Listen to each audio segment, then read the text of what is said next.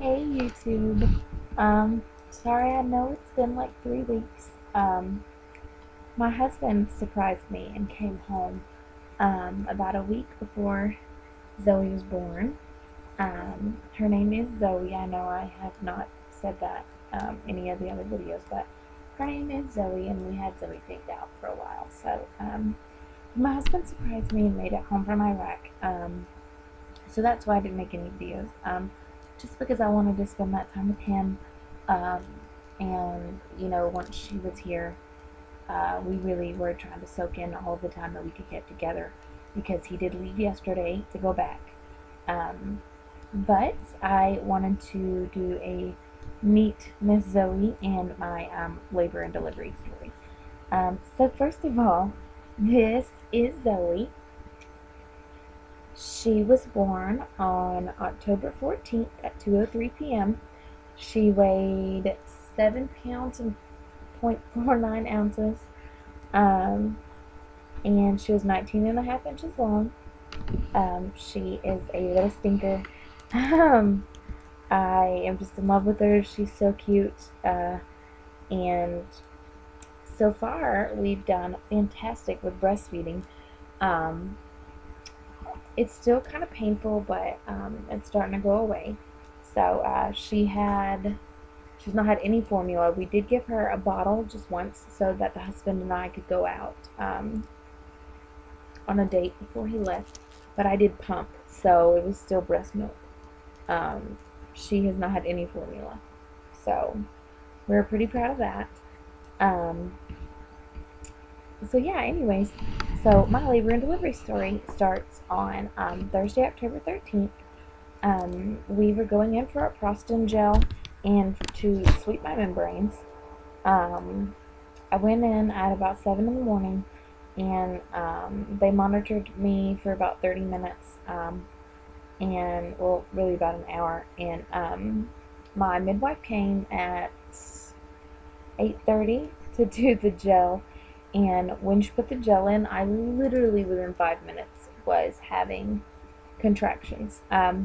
When I went in to get the Prostin gel, I was 2 to 3 centimeters and 50% effaced. So when I got the Prostin gel, my contractions started, and they were every 2 minutes, lasting about a minute. So I really didn't have any time in between. They monitored me for another 2 hours after that, and she was pretty positive I'd be back that night. Um, the nurse was, and they released us, but she did tell me that if my water breaks or anything happens, to come back in. So I left there, and I was starving. So we decided to go to the mall and try and maybe walk and see if that would help. And that was a horrible idea because my contractions were so close together that I couldn't get 3 feet without stopping, and walking just made it worse, and it was just not a good idea. I did get food and a cookie, and we went back home. I labored at home for several hours. I was on my birth and ball, just doing my breathing and doing the best that I could to stay at home. About 4:30, I called my midwife and told her that, because she told me that the contractions should taper off in 4 to 6 hours, and they had not. They were still 2 minutes apart, still lasting 60 seconds. So I called her, and she just told me to come in the office. I went in the office and got there at 5 o'clock. I was 4 centimeters and 70% effaced. She gave me the option of going to the hospital then, or going home and laboring more and just going back in for my induction on Friday. So I told her that I would rather go back home than go to the hospital, because she said the main reason I'd go to the hospital would just be they'd start an epidural and then I would go from there. But when I left, sorry. When I left the doctor's office, we went to get something to eat. My contractions really intensified from her checking me. They were much stronger than they were before. but they hadn't really changed as far as how close together they were. Um, so I went back home, and we labored at home until around 9, um, 9:30, and at 9:30, I think, we decided to go to the hospital, um, and the nurse on call was not my favorite person. Automatically, I just kind of was like, I don't like her. Um, she checked me and told me I was only 2 centimeters and that I wasn't effaced at all. And so I was kind of irritated, because I was like, well, at 4 hours ago I was 4 centimeters and 70%. So what do you mean I'm 2 centimeters and not effaced? I was just irritated. Um, they kept me on the monitors, and um, I was not admitted to the hospital because she said that though my contractions were 2 minutes apart, because I wasn't dilated or effaced, that there was really no point. Um, so she wanted to give me a shot of Phenergan, and I didn't want it because I told her that didn't want any sort of shot because I had to be back there at, like 5 in the morning the next day, and this was like midnight. So I knew if I got the Phenergan shot that I wasn't gonna be very alert when I woke up in just a few hours. So she sent me back home, and I did take a Lortab once I got home, and I slept for just a few hours, not long. Um, the midwife suggested I take Lortab, so I did, and it was fine. I slept for a few hours. It was nothing major. It was still hard to sleep because I was having contractions so close together. Um, we got to the hospital the next day at like 5:30, um, and they started my Pitocin almost immediately. Um, and once the Pitocin started, it really wasn't any different than what I had already been doing. Um, my contractions did get stronger, and they did get more consistent and closer together and things like that. But I labored like that just on the Pitocin. I got in the rocking chair. I got on my ball. Um, I did really well. I was surprised. I um, was trying to go as long as I could without the epidural. So I labored on just Pitocin for probably 4 hours. Um, and they checked me, and I hadn't really changed. Um, after 4 hours, they checked me, and I hadn't really changed. So she, asked me if I wanted her to break my water, and I was like, if that's gonna, speed things up, or if you suggest I do it, that's fine. And she said, I do suggest you do it because, I don't want you to be on the Pitocin all day long. And so she broke my water, and it wasn't immediate, but very shortly after, the contractions intensified onto a whole another level of hell. It was like I was in the inner ring of hell, and it was just awful. The labor pains up until that, I literally didn't. I was like, this is labor? I mean, it was fantastic. Um, I just, I would breathe through them, and they weren't nothing that I thought I couldn't handle. But after she broke my water, it got bad quick. So, she broke my water, and I did not want the epidural immediately. So, instead, what we did was Stadol. And Stadol, if you have it, you are supposed to, they try and get you to wait 4 hours before the baby's born, because the Stadol does have some mild effects to the baby, but it is not on the scale of an epidural as far as my being able to get up still. So I got the Stadol, and all it really did was made me feel like I weighed 3,000 pounds, and I couldn't move. Like, I felt like I couldn't move. I could, but I could actually still move everything, but I felt like I weighed so much that I couldn't. And then my contractions were still coming, and I was not a happy camper. So I stayed on the Stadol for about an hour before I asked for an epidural. And I didn't want to get an epidural, but when you get to that point, everyone just has to get to that point, I think, before you decide. Um, the anesthesiologist came and he did my epidural, and he was so fantastic. He was the best person that I think could have ever done it. So the first contraction after I got the epidural was still pretty intense.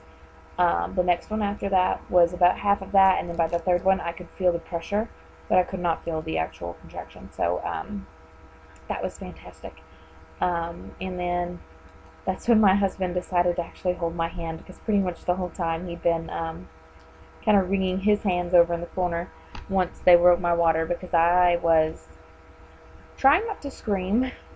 I was trying to do my breathing, and I was moaning really loud. So he was just kind of wringing his hands and was very nervous. So that was the first time he actually came and held my hand. And they wanted me to take a nap for about an hour, and then they were going to check me. So I actually didn't end up taking a nap. I just kind of closed my eyes for about an hour, and kind of talked to my husband and my family. And when my nurse came in and checked me, I had gone from 4 centimeters when I got the epidural. I went to 10 in an hour. I was 10 centimeters and 100% effaced. And she was a little panicked because the midwife had gone back to the office. And my family had stepped out to get lunch, and it was just kind of like, because they didn't expect it to go that fast. But they said when I got the epidural that she was posterior, and after the epidural she turned to anterior. So that is really what sped things along. So we called my family and we're like, the nurse just said we're going to have a baby in less than 30 minutes. So they rushed back, and my mom walks in the room, and I'm like, Mom, something's different. I don't know, that just the pressure had changed, the way it felt changed. So she stuck her head out to the nurse's station, and she was like, she said something feels different. And the nurse came running in, and she was like, don't push. I was like, I don't know what I need to do. I didn't feel like I needed to push. It just felt different. So the midwife came in and prepared everything, and they asked me if I wanted a mirror. And at first I was a little like, I don't know. But they brought one anyways, and I actually will say I ended up loving the mirror. It was really nice to be able to see what I was doing as far as what my pushes were doing, and it really helped me to get her out faster. But from the time I started pushing to the time she was born was 29 minutes. My total labor was 7.5 hours. And like I said, she was born at 2:03 p.m. She was 7.49 pounds and was 19.5 inches long. My labor was super fast, honestly. Once I was in the hospital, it was just, I was blown away, because I had expected so much work, especially with my first child, but it wasn't bad, and pushing wasn't bad. One thing I will say with the mirror is to try to not look at yourself. Look at the baby coming down and coming out, but don't look anywhere else. Just look where the baby comes from, because I was a little scared. I did have a 2nd-degree tear, so that's been a little difficult to get back into the swing of things, but I've been doing my sitz bath and all that kind of stuff. So we were in the hospital for 2 days before they discharged us, and I've been breastfeeding ever since then. I was breastfeeding in the hospital and had a little trouble, but we kind of caught the swing of things. And like I said, my husband did go back to Iraq yesterday, so Zoe will be 2 weeks old tomorrow, and I'll show you her face if she'll let me. She looks just like her daddy. She's stretching, hold on. She's very cute, and I'm quite attached to her. So, but yeah, keep an eye out. I'll be doing our 2-week update soon. She also has a lot of neck control. I don't know if that's normal for newborns, but she has a ton. Um, I'll be doing our 2-week update soon. I'll be doing my, ooh, see, she tries to, she tries to move her head a lot more than I feel she should be able to. Um, the hospital bag video failed to upload, but I'll get the nursery tour uploaded, and then I'll do my what I didn't use in my hospital bag. So yeah, just I will see you guys soon. And by the way, we did get a homecoming date for Daddy, so hopefully we won't be without him for too long. And we will see you again soon.